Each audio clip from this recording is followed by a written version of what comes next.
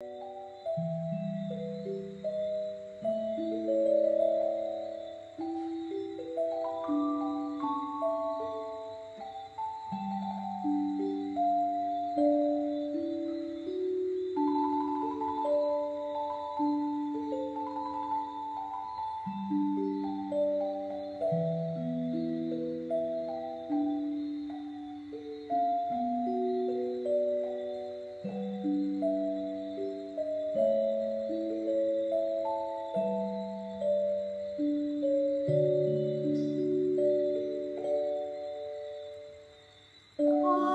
me to come to thy river, O Lord.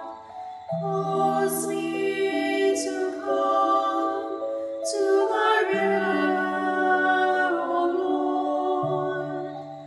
Cause me to come to thy river, O Lord. Cause me to come, cause me to drink, cause me to live.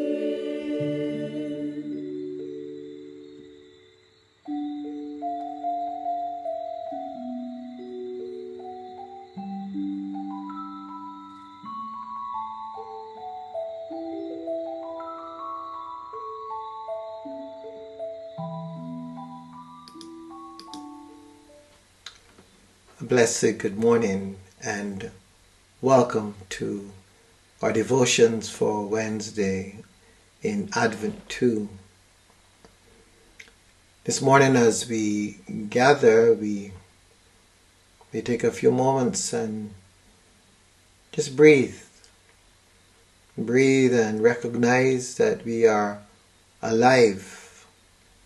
And we give thanks for this opportunity to continue to be present in this earth school, that we may learn the lessons that we are here to learn and journey in a way that will lead us to our own ascension. We give thanks for each other. We give thanks for this life, for this journey. We remember those who are going through any challenges at this time, and we ask God's presence with them. And going into meditation at this time, into that quiet space, finding that quiet space in your area. We now bring all those situations in the world with us, for we are all connected. Our time of worship is not a separate time. It's a time when we focus on the oneness, the totality of all that is. And in doing so, we're able to affect change.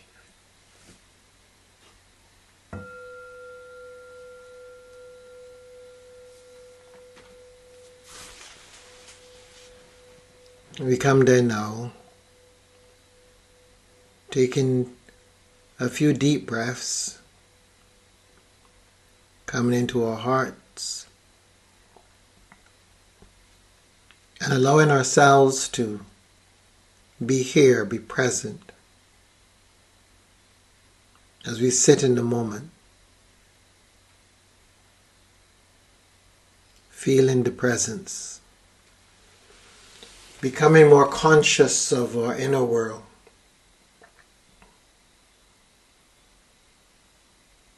becoming more conscious of the unity of all things.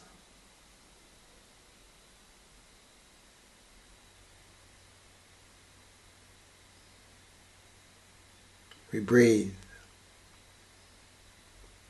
And as we breathe in the divine light that is within us and around us. And we gather that light.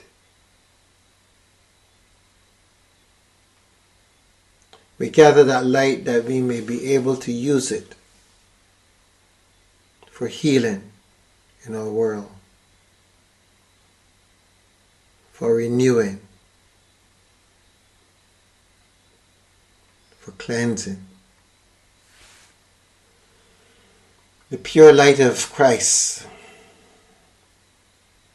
the divine light, the abundant light.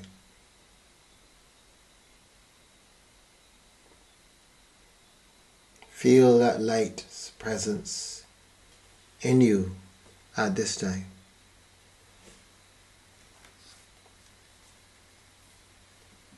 And know you're chosen for this time and for a purpose yet to be revealed.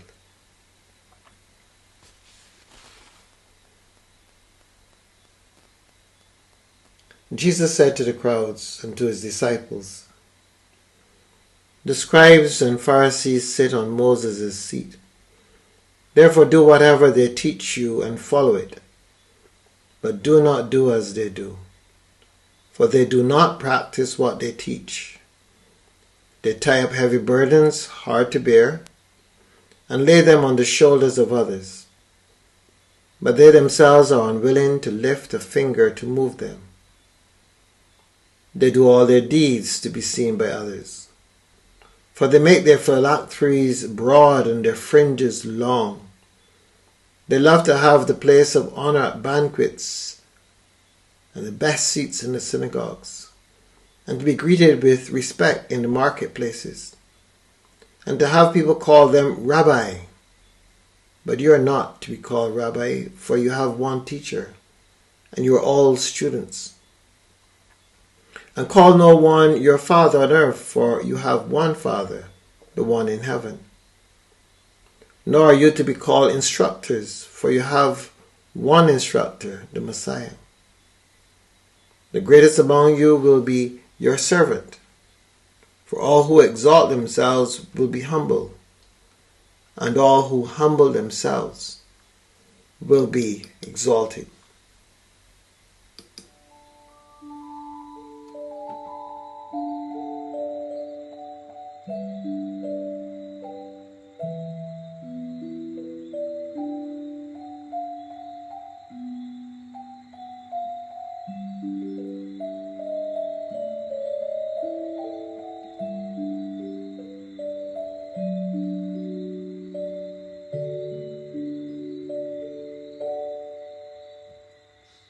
Cause me to drink from thy river, O Lord. Cause me to drink from thy river, O Lord. Cause me to drink from thy river, O Lord. Cause me to come, cause me to drink, cause me to live.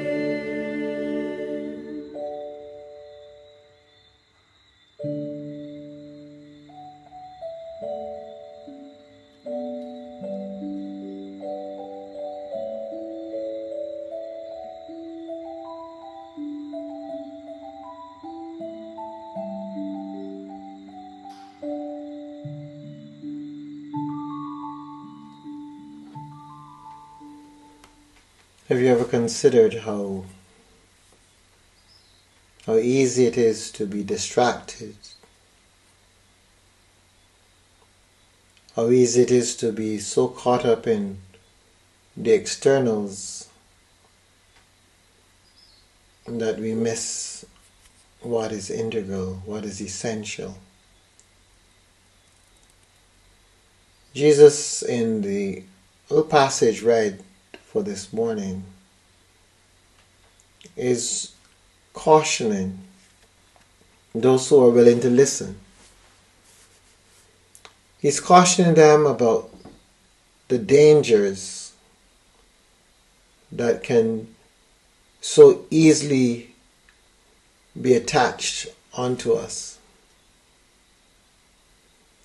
And they come about in very beautiful ways at times. He mentions the leaders of the day and how they love to dress up beautifully. And one can appreciate the beauty. But for Jesus, the focus has shifted from what is essential to the trappings. He goes on to warn them about all the various ways in which they can be saluted and how they like to be greeted and have that sense of esteem in the community. This can be a danger because it can become the end all and be all. Call no man rabbi, call no man father, call no one instructor. You've got one rabbi, one father, one instructor. These are very challenging words from Jesus, but they're needed. They're needed because Jesus is trying to help us to go back to center, to trust in our authentic selves, to trust in Source. He's trying his best to show his disciples and those who are willing to listen that the kingdom of God is within. Don't give authority or power to anyone. When you call one rabbi or father or instructor, you're giving your power away. You're making them greater than you are. Jesus even asks them at one point in time when someone says, "Good teacher, why do you call me good? There's no one good but God." In other words, whatever attributes we want to offer it to God. Offer it to Source. Because when we accept these attributes, we then run the risk of thinking that we are separate, we are better than, we are more important than. But if we acknowledge that there's only one who is the all that is, who is all-powerful, almighty, all-knowing, who is the master teacher, who is Father. If we acknowledge this, then we know that we all then look to Source. And we all draw from Source. And the thing about drawing from Source is that there's so much more available to us. When we perceive ourselves as it, we are drawing from our own strength. There's that question, who counsels the counselor? Who nurtures the nurturer? And we make sense of this because we then think that yes, there must be someone that this person needs to turn to. But Jesus is actually saying, no. The Father, the all that is, will provide you with all that you need. You don't share it around between yourselves. In this moment, I am the important one. Then in the dead of night or in private, I go to you so that you can give me guidance. And then you go to someone else. No. We all go to God. We all learn how to go to God. We all learn that we are manifestations of a deeper existence. We all learn that we are the bulb at the end of the wire. One bulb doesn't go to a next bulb when it is having challenges with its energy flow. You have to go back to the source of the energy to ensure that the right amount of energy is coming to the bulb from source. Life teaches us all this. Life.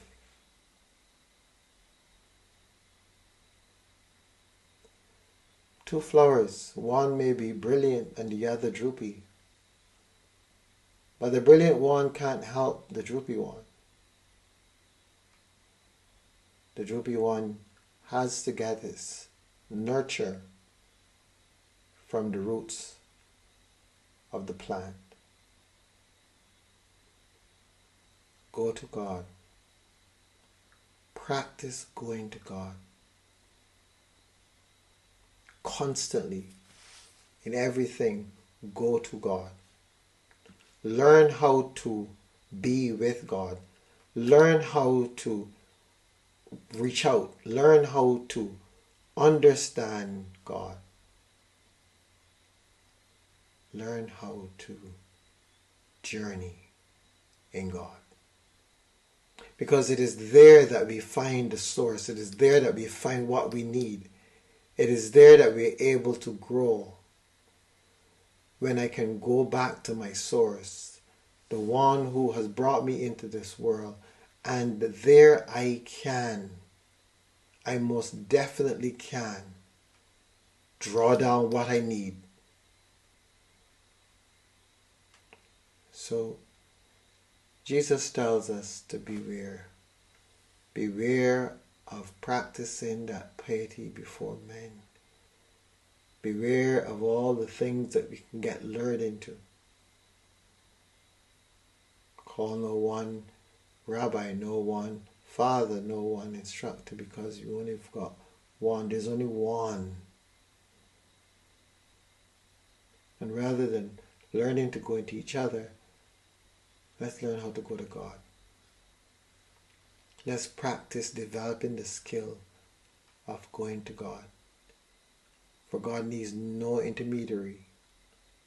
God speaks to you and to me for God's self directly.